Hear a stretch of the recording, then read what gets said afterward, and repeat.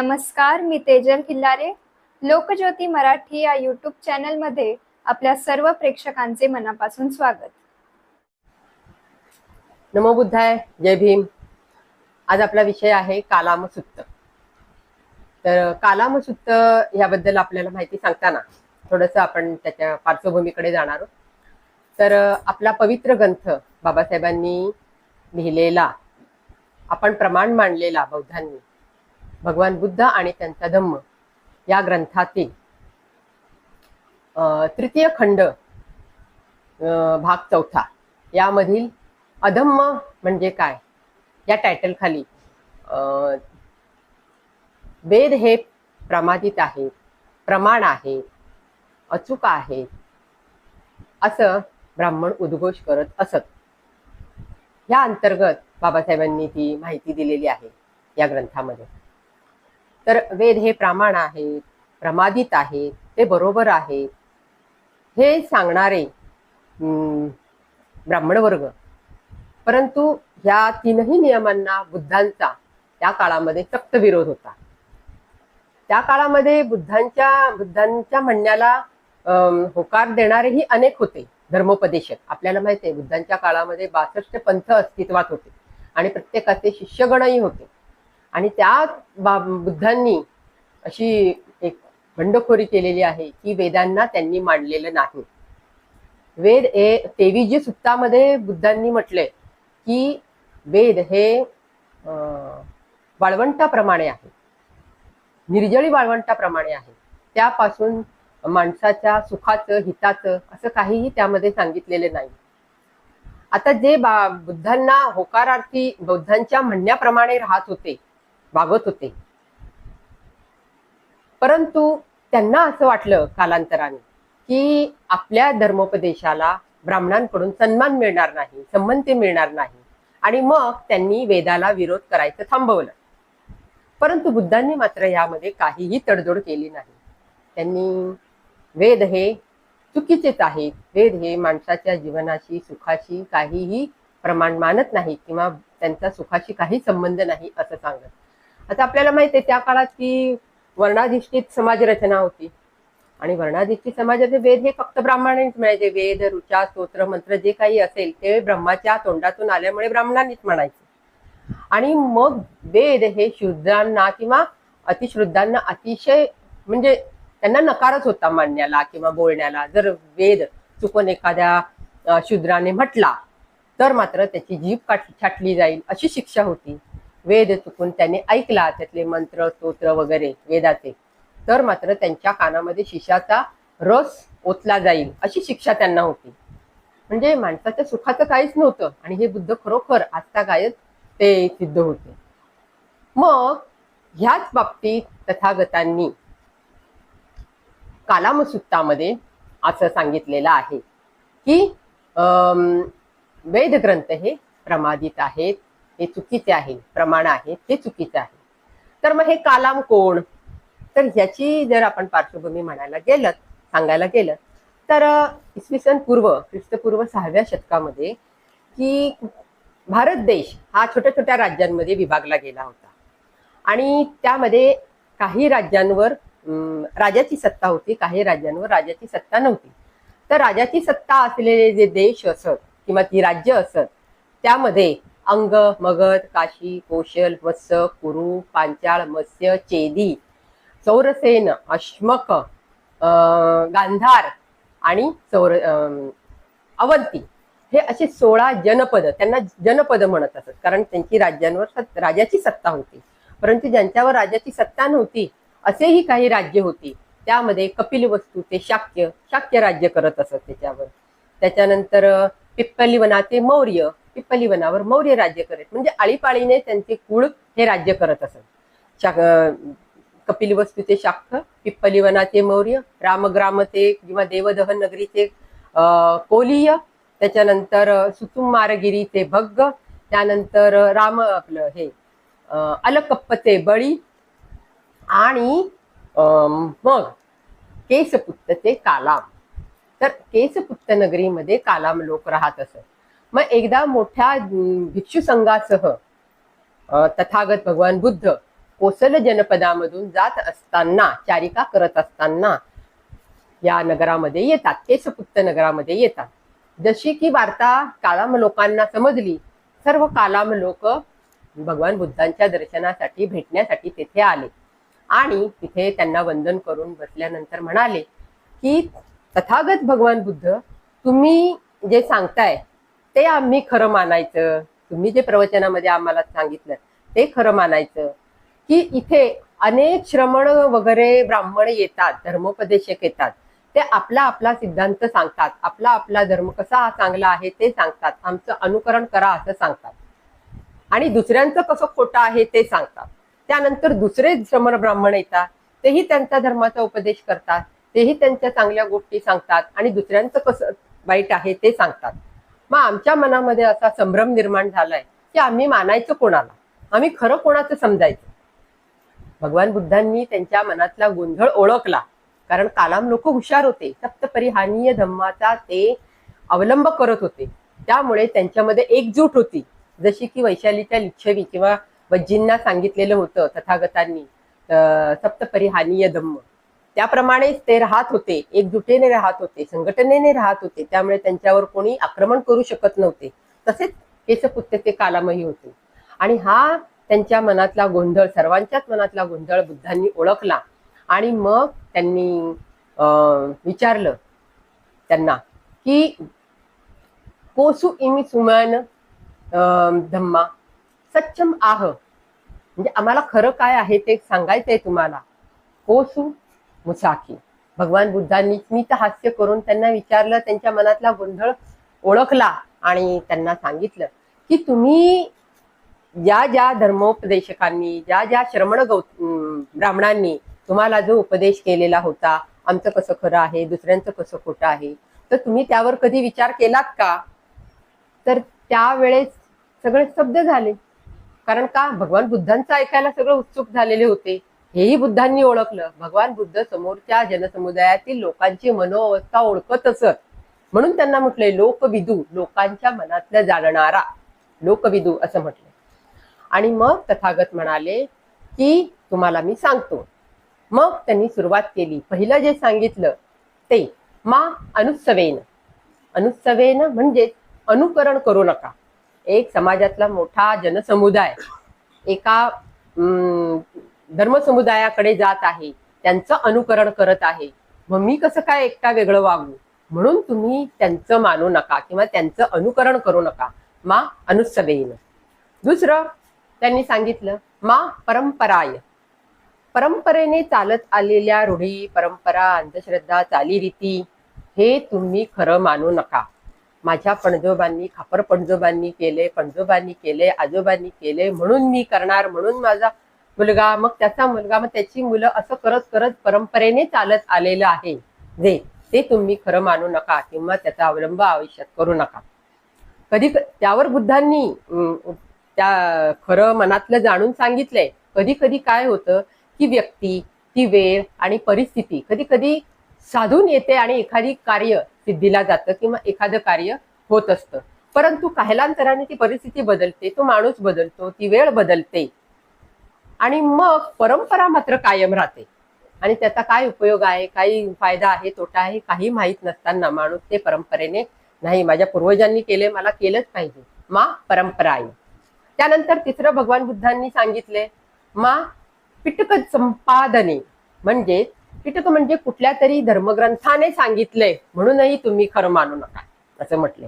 आता धर्मग्रंथ प्रमाण मांडतात सगळे, माहित आहे की वेद हे प्रमाण मानलेले होते, पण वेदामध्ये काही नाही हे बुद्धांनी तेव्हाच सिद्ध केलेलं होतं, परंतु ब्राह्मणांकडून संमती मिळावी म्हणून बाकीच्यांनी तोंड बंद केलेली होती. म्हणून भगवान बुद्धांनी म्हटले की त्यामध्ये सांगितलंय, पिटक संपादनेनं त्यामध्ये ग्रंथामध्ये सांगितलंय, धर्मग्रंथाने म्हटलंय म्हणून तुम्ही खरं मानू नका किंवा त्यांना त्यांचा सिद्धांत तुम्ही मानू नका. यानंतर तथागता भगवान बुद्धांनी सांगितले मा तक्क हेतू मा नय हेतू, म्हणजे तर्कावर आधारित न्याय प्रविष्ट आहे म्हणून तुम्ही मानू नका. बघा भगवान बुद्धांचा धम्म संधी टिको अकालिको का म्हटले, संधी नाहीये, ही वेळेची मर्यादा नाहीये. जोपर्यंत ह्या पृथ्वी तलावर मनुष्य प्राणी जिवंत आहे तोपर्यंत तथागत भगवान बुद्धांचा मनुष्याला अतिशय उपयुक्त आहे. कारण का, त्याही काळात विद्वान लोक होती, त्याही काळात इंटेलिजंट जे लोक होती, बुद्धिमान लोक होते आणि आत्ताही आहे. आत्ताच्या काळामध्ये बोलायचं झालं तर आत्ताही विद्वान मनुष्य आहेत आणि इंटेलिजंट म्हणतो आपण, बुद्धिजीवी वर्ग तो आहे.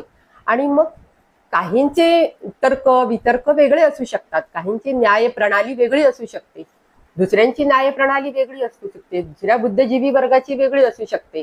म्हणजे व्यक्ती तितक्या प्रवृत्ती, प्रत्येकाची तर्कनिष्ठता, न्यायनिष्ठता, न्यायप्रवणता वेगळी असू शकते. त्यामुळे तथागत भगवानांनी सांगितले, ना तक्क हेतू ना नय हेतू, म्हणजे मा तक्क हेतू मा नय हेतू, म्हणजे तर्कावर आधारित न्याय प्रविष्ट आहे म्हणूनही तुम्ही मानू नका. आता इथे कालामांच्या मनामध्ये चलबिचल चालू झाली. भगवान बुद्धांनी सांगितले, मा अनुत्सवेन, अनुकरण करू नका, मा परंपराय, परंपरेने आले म्हणून मानू नका, मा पिटक संपादनेन, धर्मग्रंथात सांगितले म्हणून करू नका, मा तक्क हेतू मा नय हेतू. मग आता काय अजून पुढे सांगतायत तथागत भगवान बुद्ध, याची उत्सुकता लागू राहील.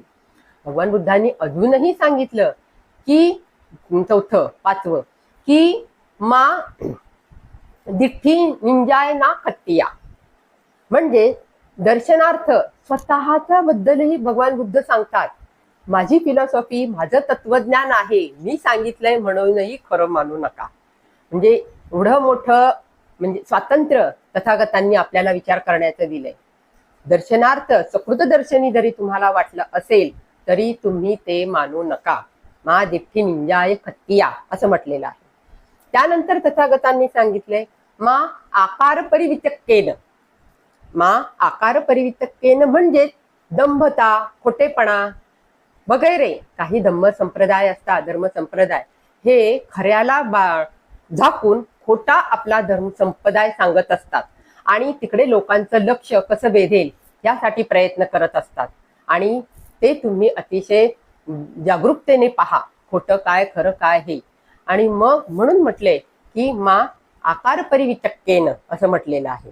आकारावर जाऊ नका, मोठ्या भूलभुलैयाला तुम्ही बळी पडू नका आणि ते खरं मानू नका असं तथागतांनी सांगितलं. मग कालामांची उत्सुकताच वाढली, अजून काय सांगतायत. अजून तथागत भगवान बुद्धांनी सांगितले, मा आकार वितिक्रिया, मा इतिक्रिया म्हणजे काय तर म्हणजे काय, अफवा. समाजामध्ये अफवा पसरलेली असते एखाद्या. तुम्हाला माहिती आहे की हल्लीचंच उदाहरण घ्यायचं म्हटलं तर एक ठराविक एक देवता होती आणि एक द्रव पदार्थ तिने पिला, प्यायला लागली. आता एक देवदेवता, आपल्याला कोणावर टीका करायची नाही किंवा आपल्याला कोणाला कमी लेखायचं नाही, परंतु ते समोर सदृश्य दिसतंय सकृतदर्शनी, याला खरं मानू नका भगवान बुद्धांनी म्हटलंय. ते ह्यामध्येही म्हटलंय मा इतिक्रिया, की अफवा अशी पसरली की संपूर्ण भारतामध्ये त्याचं लोण पसरलं. एवढंच नव्हे तर परदेशामध्येही लोण पसरलं. म्हणजे हे केवढं त्याला षडयंत्र म्हटलं तरी चालेल. मला वाटतं की एका क्षणातच सगळे लोक त्याच्या मागे लागले आणि आपापल्या घरातल्या देवता घेऊन त्यांच्यावर तो द्रव पदार्थ पाजण्याचा प्रयत्न करू लागले. आणि हो आमचं पण द्रव पदार्थ पिला, त्याच्यातून काय निष्पन्न झालं काय नाही झालं, तो दिवस असा गाजला आणि दुसऱ्या दिवशी मात्र ठप्प झाला तो विषय. दुसऱ्या दिवशी सगळे आपापल्या कार्यामध्ये मग्न झाले. म्हणजे अफवा, ह्या अफवांवर सुद्धा विश्वास ठेवू नका असं तथागतांनी सांगितले. आलार कलामांना आलार कलाम त्यांचे गुरु होते मोठे तथागतांचे. त्यानंतर तथागतांनी सांगितले, मा समणो ना मा गरोती.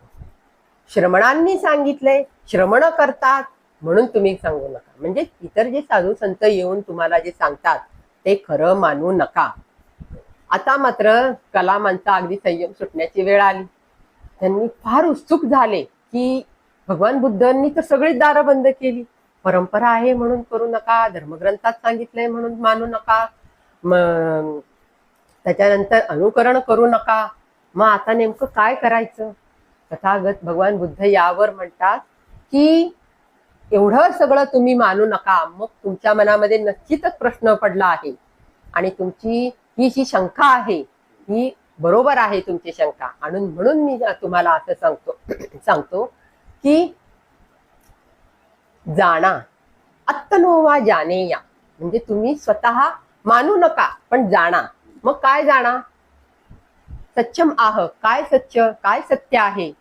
तर मी जे सांगतो आहे तुम्हाला ते तुम्ही माना आणि जाणा. मग काय जाणा? मी सांगतो तुम्हाला की आनापानसती ध्यान करा, तुम्ही मैत्री भावनेचं ध्यान करा. मी विपश्यना सांगतो. विपश्यना म्हणजे विशेष दृष्टी, विशेष पाहण्याची दृष्टी, ते मी सांगतो. त्याचं तुम्ही अनुकरण करा. मी आर्य अष्टांगिक मार्ग सांगतो, सदाचाराचा मार्ग सांगतो. मानणं आणि करणं ह्याच्यात फार फरक आहे. मी माना म्हटलंय, परंतु जाणा सुद्धा म्हटलंय.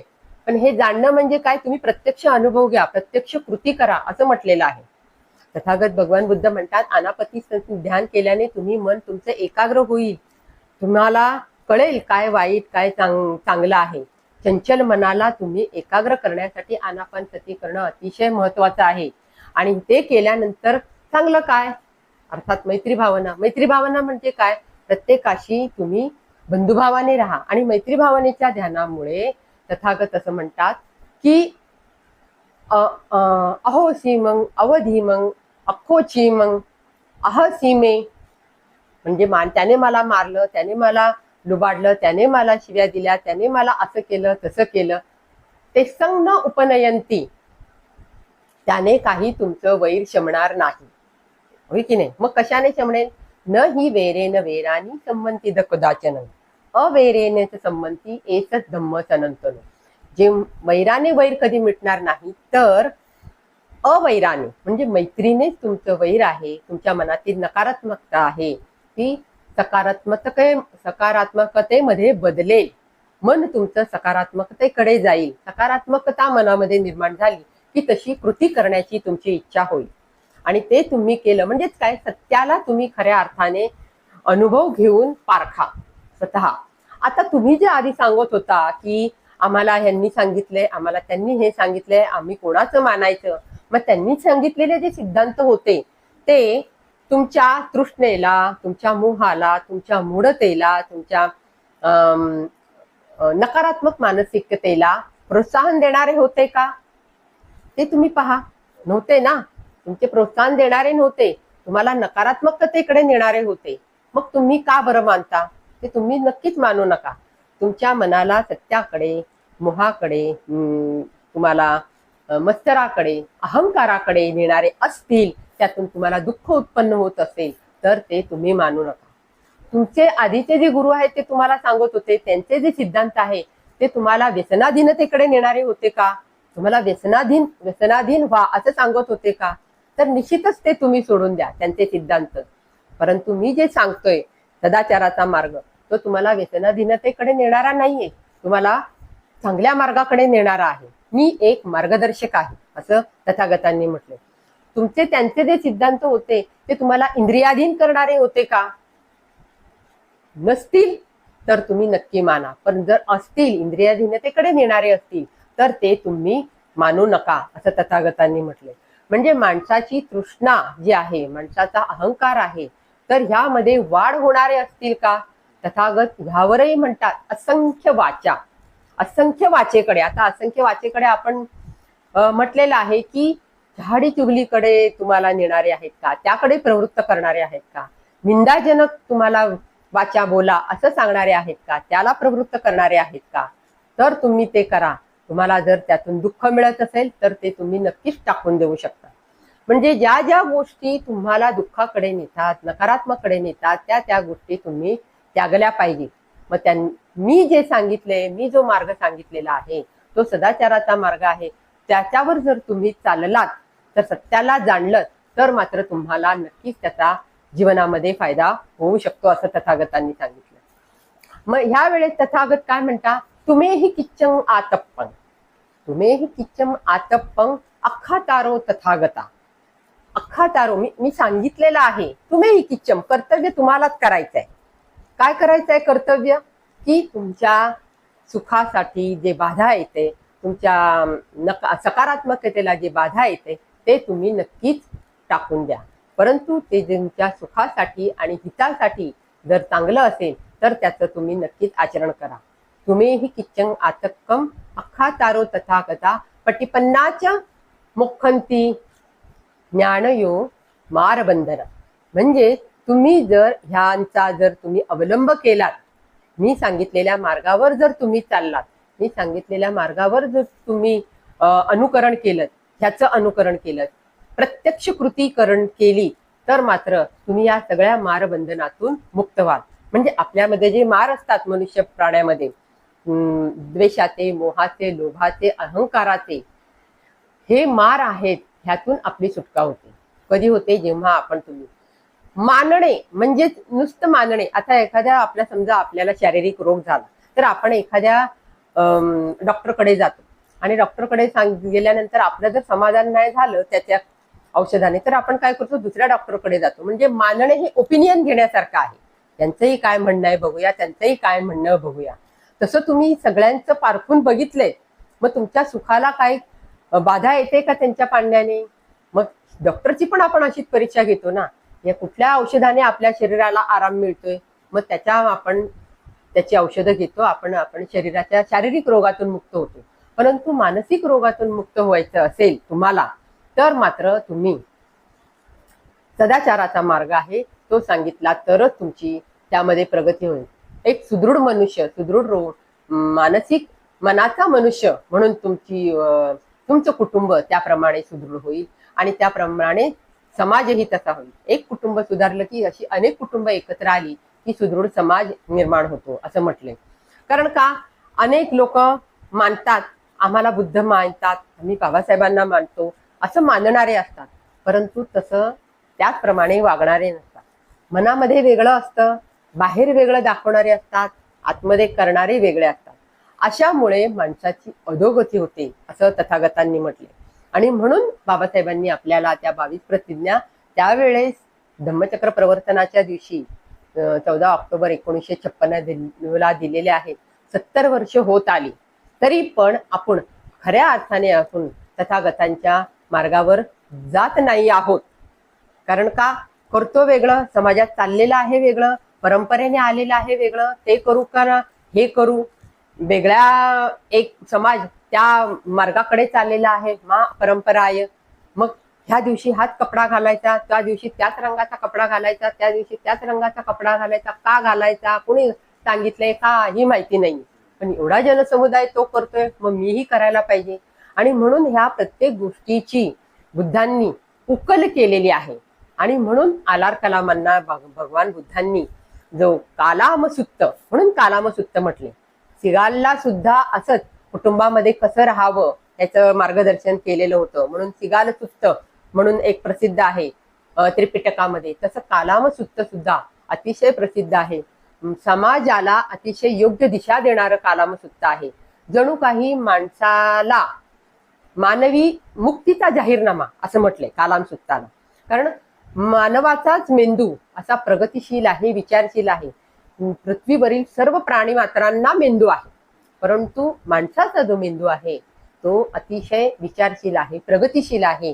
म्हणून विज्ञानामध्ये सुद्धा एवढी प्रगती झालेली आहे किंवा माणसाने केलेली आहे. आणि म्हणून माणसाच्या मेंदूला एक खाद्य सांगितलंय, पुरवले की खरोखर तुम्ही मेंदूचा वापर करा, स्वतःच्या मेंदूचा वापर करा की खरोखर हा विचार वाईट आहे का, हा विचार चांगला आहे, हा विचार आचरण केल्याने माझ्या कुटुंबाचं, माझ्या मानसिकतेचं भलं होते की वाईट होते, हा विचार तुम्ही करा असं सांगितलंय. म्हणून मानव मुक्तीचा जाहीरनामा, ओपन स्वातंत्र्य, मानवी स्वातंत्र्य का म्हटले? स्वातंत्र्य दिलं बुद्धांनी, स्वातंत्र्य दिलं असं आपण म्हणतो. त्याचं काय आहे नेक? तर हे की तुम्हाला स्वातंत्र्य देऊन विचार करायचा, ना की मेंदू बाजूला ठेवून आपण अंधश्रद्धेने, परंपरेने चालत आलेले रीतिरिवाज, रूढी परंपरा करण्यामध्ये आपला वेळ, आपला पैसा आपण खर्च करतो. आणि जे चांगलं जे बुद्धांनी सांगितलेलं आहे त्यामध्ये आपण मागे पडतो आणि ते आपण अदूर होत जातं. म्हणून बुद्धांनी सांगितले की आपल्या स्वतःच्या मेंदूचा वापर करा, मेंदूला जगवा, सजगता मेंदूमध्ये आहे ती जागवा आणि चांगलं काय वाईट काय आहे ते स्वतःला अनुभव घ्या. सत्याला काय करा, अनुभवाने पारखा. नुसतं हे सत्य आहे, सत्यमेव जयते असं म्हणायचं नाहीये. तर सत्याला अनुभवाने पारखा. अनुभव कधी घ्याल?